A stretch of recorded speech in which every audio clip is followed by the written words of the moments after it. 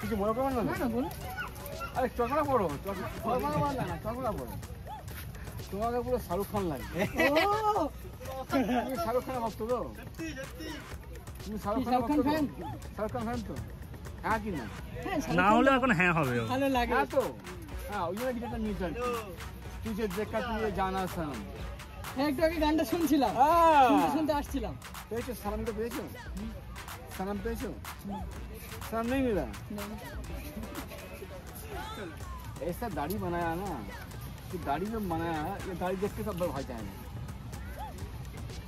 तुम हिंदी आती बांगाली? बांगाली हो तुम এখনো বুঝতে না না ঠিক আছে মিক্স থাকতে পারে তো। হ্যাঁ থাকতে পারে মানে আমরা সবাই বাঙালি আছি। শাহরুখ খান বাঙালি না, শাহরুখ খান বাঙালি না। ও তো এখানকার শাহরুখ খান না। না শাহরুখ খান কি জানো?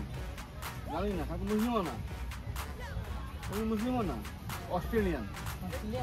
অস্ট্রেলিয়ান শাহরুখ খান তুই জানিই না। কই জানতাম না। না অস্ট্রেলিয়ান শাহরুখ খান অস্ট্রেলিয়ান। শাহরুখ খান কুড়ি খানা কথা জানে। হ্যাঁ ওনার সব দেশে আবার ওনার বিজনেস আছে। তুমি সবই তো জানো তুমি গাইড করো ওকে। এর মধ্যে পুরো সম্মান আছে শাহরুখ খান হওয়ার। ৭৯তম স্বাধীনতা দিবস টাকে পালন করলাম আমরা একটু অন্যরকম করে। রাজকুমার দ্বার আমি বেরিয়ে পড়েছিলাম ডিফারেন্ট জায়গাতে গিয়ে নানা ধরনের কথাবার্তা বললাম। কেন? তার কারণ আমরা কি সত্যি স্বাধীন? এই প্রশ্ন উত্তর খোঁজার জন্য ছোট ড্রামাটাইজেশন হয়েছিল। আর তারপরে ছোট্ট একটি বিবৃতি আপনাদের সামনে আমরা নিয়ে আসতে চলেছি আমাদের বঙ্গভোজ প্রাইমের মধ্যে।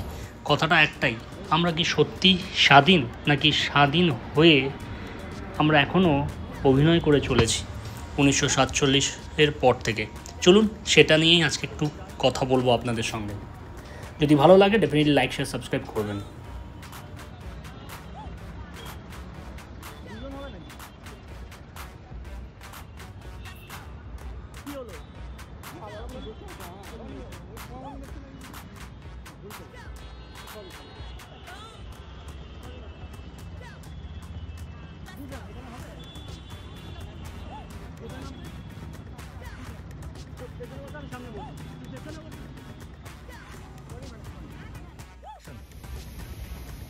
নমস্কার, আমি রাজকুমার মিত্র। বঙ্গভোজ প্রাইমে আপনি আমাদেরকে দেখেছেন। রিসেন্ট একটা ছবি করলাম প্রবেশবাবুর সঙ্গে। ছবিটা আসছে 5ই সেপ্টেম্বর। তার ট্রেলার কিন্তু রিলিজ করে গেছে, নাম অচেনা বন্ধু। কিন্তু আজকে কি আমরা এটা বলতে এসেছি? না, আজকে 15ই আগস্ট স্বাধীনতার দিন। বাট আমার একটা প্রশ্ন, আমরা কি সত্যি স্বাধীন হয়েছি? ভাবুন, নেতাজির সেই কথা, তোমরা আমার রক্ত দাও আমি তোমায় স্বাধীনতা দেবো। রক্ত আমরা দিয়েছি, স্বাধীন কিন্তু হতে পারিনি। পেরেছেন কি? ভাবুন, ভেবে কমেন্টস, লাইক, শেয়ার করুন, চ্যানেলটাকে সাবস্ক্রাইব করুন এবং জানতে পারবেন এর আগে কি কি ঘটেছে। আশা করি আপনাদের ভালো লাগবে। ধন্যবাদ, নমস্কার। তো বন্ধুরা, রাজকুমার দা বললো যে আমরা আদৌ স্বাধীনতা পেয়েছি কিনা বা আদৌ আমরা স্বাধীন কিনা, সেটা নিয়েই বলবো। আমি Prabesh, welcome to our channel Bangabhoj Prime. আজকে একটা জাস্ট বিবৃতি স্বাধীনতা নিয়ে, কারণ রাজকুমার দা যে কথাটা বললো আমরা এখনও স্বাধীন হয়েছি কিনা, এই স্বাধীনতা পাওয়া না পাওয়াটা অন্য। আগে ব্রিটিশরা আমাদেরকে চালনা করতো, কিন্তু এখনও কি আমরা নিজেদের মতন যা ইচ্ছা করতে পারি কি? এই ধরুন এখানের মধ্যে আমার ইচ্ছা হলো আমি লাফালাফি করতে পারি না। কেন পারি না বলুন তো? কারণ এখানে অর্থাৎ এই ইকো পার্কে যেটা শ্যুটটা হচ্ছে, সেই ইকো পার্কে কিছু নিজেদের প্রোটোকল আছে। তাহলে ভারতের মধ্যে কিছু প্রোটোকল রয়েছে, আমি আমার মতো যা ইচ্ছা করতে পারি না। ধুম ধারাক্কা যা ইচ্ছা হলো যেখানে তাকে ছবি তোলা, লাফালাফি করা, অনেকে যারা করে সেটা ডেফিনেট করতে পারবো না। তার মানে এখনও কিন্তু পুরোপুরি স্বাধীন নয়, আমাদেরকে কিছু আটকে রাখে। তো যখন আটকে রাখে, সেই আটকানোর কোন ভিত্তিতে আটকাচ্ছে? কারণ তার একটা প্রোটোকল বা একটা গাইডলাইন রয়েছে। এই গাইডলাইনটা অ্যাকচুয়ালি নির্ধারণ করা রয়েছে আমাদের কনস্টিটিউশনে। এই কনস্টিটিউশনটা কিন্তু আপনাদেরকে ভালো করে জানতে হবে যদি আপনারা ভাবেন যে আমরা স্বাধীন কিনা। এই কনস্টিটিউশন বা সংবিধানটা জানাটা আমার মনে হয় প্রত্যেকটা মানুষের যারা ভারতে রয়েছে তাদের জানা উচিত, ইরেসপেক্টিভ অফ তাদের রিলিজিয়ন এবং কাস্ট নিয়ে।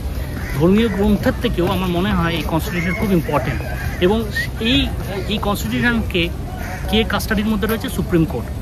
এখন কিন্তু সুপ্রিম কোর্টেরও কিছু কিছু ভার্ডিক্ট আমাদেরকে প্রশ্নের মধ্যে ফেলে। তাই আমার প্রশ্ন ঠিক রাজকুমার দার মতন, আদৌ কি আমরা স্বাধীন হয়েছি? এই প্রশ্নের উত্তর খোঁজার জন্য আপনাদেরকে কনস্টিটিউশনটা পড়তে হবে। আমাদের চ্যানেলে কিছু রয়েছে যারা কনস্টিটিউশন পড়ে উঠতে পারছেন না, কিছু আর্টিকেলস নিয়ে আমরা করেছিলাম, আমি আর শোভন, বহুকাল আগে। সেটার লিঙ্ক আমি দিয়ে দিলাম, পারলে একবার দেখবেন। আমার মনে হয় কনস্টিটিউশনটা জানলে হয়তো আমরা স্বাধীন কি স্বাধীন নয় সেটা বুঝতে পারবো। তো আমার মনে হয় এটা করা উচিত। ও আরেকটা কথা যেটা রাজকুমারদা বলতে গেল যে আমাদের একটা ফিল্ম রিলিজ হয়ে গেছে, তবে সেই সূত্র ধরেই আরেকটা হয়তো সত্যজিৎ বাবুর ফিল্ম আসতে চলেছে আমাদের এই চ্যানেলে, সেটি হচ্ছে ফার্স্ট ক্লাস কামরা। কিন্তু কীভাবে ওটাকে আমি আবার অ্যাডাপ্ট করব সেটা পরে অন্য কোনো জায়গাতে আমরা দেখে নেব। আজকের জন্য এইটুখানি। আর আপনাদেরকে জানাই আর very very happy 79th independence day. আর রাজকুমারদার মতনও ভাববেন আমরা আদৌ কি স্বাধীন হতে পেরেছি এই অলরেডি 79টা বছর কাটানোর পরে। ভাববেন, যারা ভাবতে পারবেন তারা আমাদের চ্যানেলকে কমেন্টে জানাবেন, লাইক অ্যান্ড সাবস্ক্রাইব করবেন। বাস এইটুখানির জন্য বাই, টেক কেয়ার। পরবর্তী আরেকটা বছরের জন্য অপেক্ষায় থাকলো। আসলে আজকে আমাদের বক্তব্য এটাই ছিল, স্বাধীনতা পেয়েও আমরা এখনও মনে হয় কারো অধীনে আমরা রয়েছি। কনস্টিটিউশনটা পড়লে আমরা বুঝতে পারবো কীভাবে আমাদের দেশে ঠিক মতো করে আমরা থাকতে পারি। এই দেশটাকে চালাচ্ছে এই সংবিধানই, সেটাকেই বোঝানোর জন্যই আজকে আমাদের একটা ছোট্ট এই ধরনের ভিডিও আপনাদের সামনে আমরা তুলে ধরলাম। আশা করি ভালো লেগেছে। তার কারণ স্বাধীনতা পাওয়ার পরে ঠিক মতন দেশে বসবাস করা একমাত্র গাইডলাইনটাই হচ্ছে কনস্টিটিউশন। তাই আমার মনে হয় যে সকলকে কনস্টিটিউশন পড়লেই আমরা বুঝতে পারবো আমরা আদৌ স্বাধীন হতে পেরেছি না এখনও কিছু মানুষের অধীনে রয়েছে। আশা করি ভালো লাগলে লাইক শেয়ার সাবস্ক্রাইব করতে